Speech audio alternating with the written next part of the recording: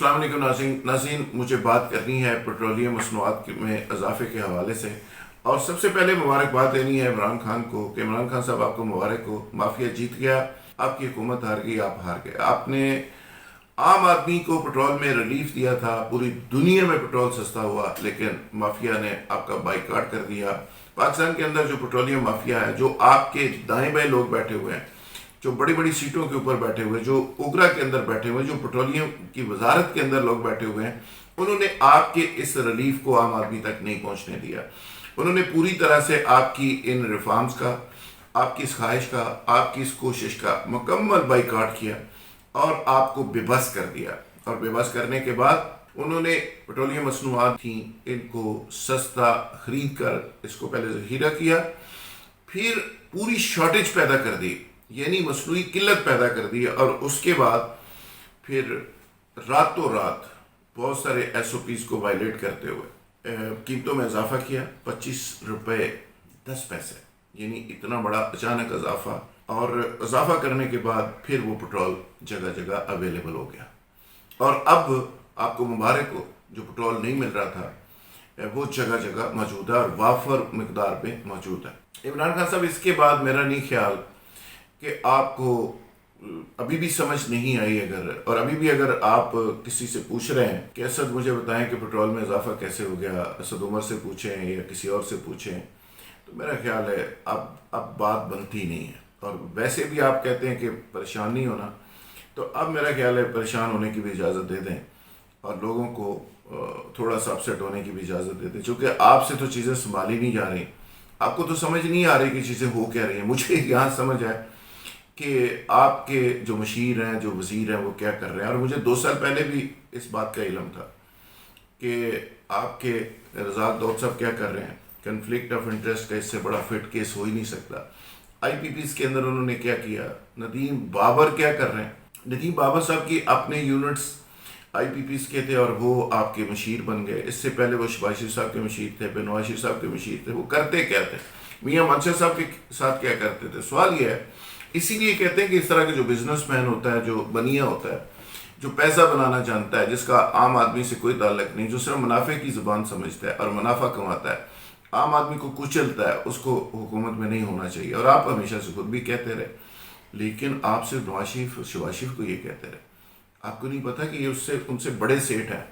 یہ وہ سیٹ ہیں کہ جو عوام کا خون پسینہ نچوڑ کے کھانے پہ بلیو کرتے ہیں، یعنی یہ وہ لوگ ہیں جو عوام کا یعنی خون نچوڑ کے اس کے بعد اب ان کی ہڈیوں کا سو بنا کے پی رہے ہیں۔ اور مجھے افسوس یہ ہے کہ آپ بھی کبھی کبھی مجھے لگتے ہیں کہ ان کے پاس بیٹھے ہوئے آپ بھی اس سوپ کی پیالی پکڑ کے پی رہے ہیں، اور یہ اتنے ظالم ہیں، ان کا کسی ریفارم سے، کسی ملک کی خدمت سے کوئی تعلق نہیں۔ مجھے سمپل یہ بتائیں کہ یہ زبردستی قوم کی خدمت کیوں کرنا چاہتے ہیں، یہ زبردستی منسٹرز کیوں رہنا چاہتے ہیں؟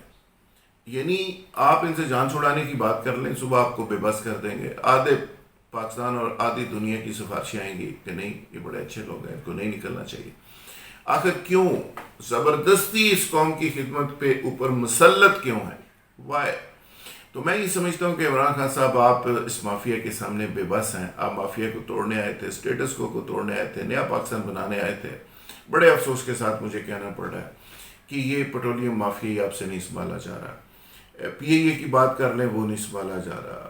آپ سے سٹیل مل کی سمجھ نہیں آ رہی، آپ کو پاکستانی معیشت کی سمجھ نہیں آ رہی۔ تو یہ چیزیں ٹھیک کب ہوں گی، کیسے ہوں گی؟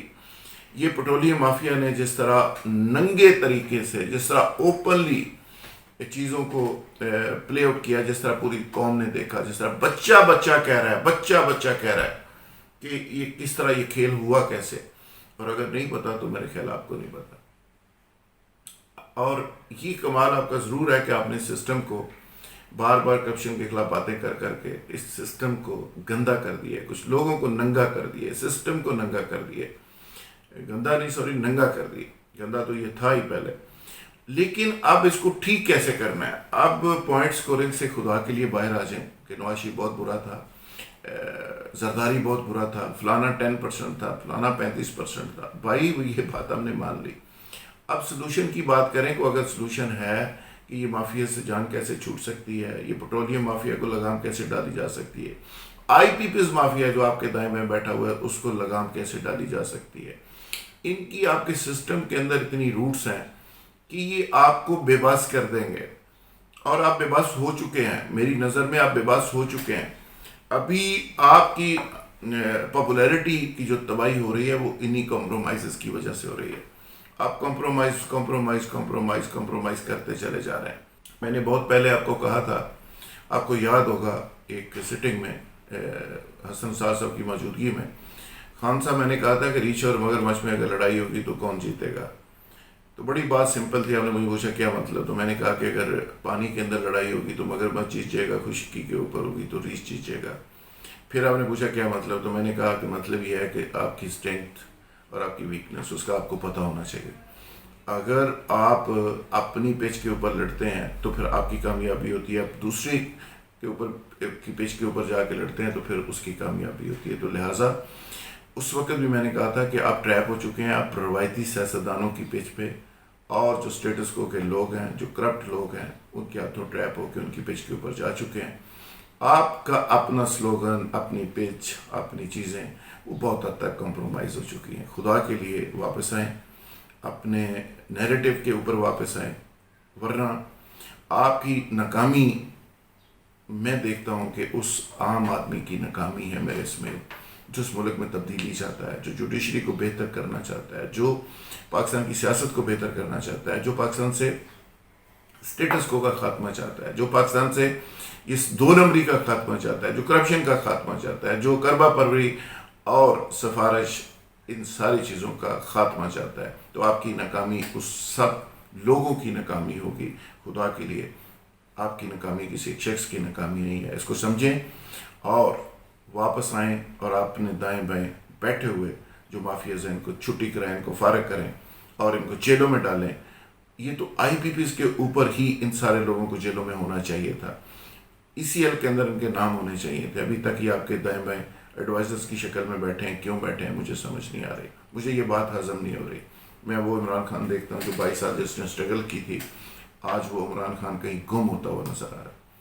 اوورسیز پاکستانیز آپ کو دیکھ رہے ہیں، آپ کی طرف للچائی ہوئی نظروں سے دیکھتے ہیں کہ ہمارا عمران خان کی طرح آپ کا ورکر جو تبدیلی آپ کے خواب آنکھوں میں سجائے ہوئے بیچارہ بیٹھا ہوا تھا وہ دیکھ رہا ہے، آپ کے ایم این ایس جو کمیٹڈ تھے وہ دیکھ رہے ہیں۔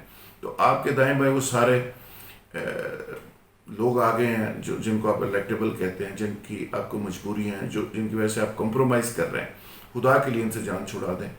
اور یہ آپ کے اگر جس طرح گھیرا ڈال کے یہ سارے لوگ بیٹھے ہوئے ان سے جان چھڑائیں، عام آدمی میں آئیں، عام آدمی کا فیڈ بیک لینے کا کوئی میکنزم بنائیں جس سے عام آدمی کا رونا دھونا آپ تک پہنچ سکے۔ بہت شکریہ۔ اس کے ساتھ ہی ناظرین میری ایک درخواست ہے کہ جن لوگوں نے ابھی تک میرا چینل سبسکرائب نہیں کیا اس کو سبسکرائب کر لیں تاکہ بر وقت آپ کو نوٹیفیکیشن مل سکے۔ بہت شکریہ، تھینک یو ویری مچ۔